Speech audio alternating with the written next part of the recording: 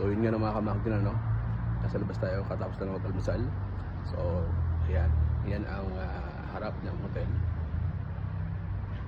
Ang lamig. Habang nagkakape dito sa Malpensa, Milan, Italy. You know, diba? Ayan. Sobrang lamig dahil nga ano to eh, -2, kaya nanginginig yung camera eh kasi lamig eh. Ang lamig mga kamak dyan.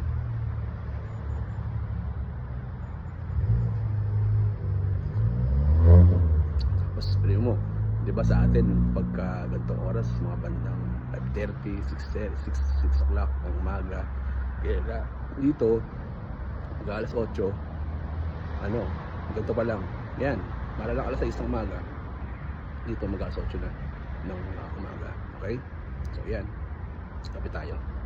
Let's go for the first day of training.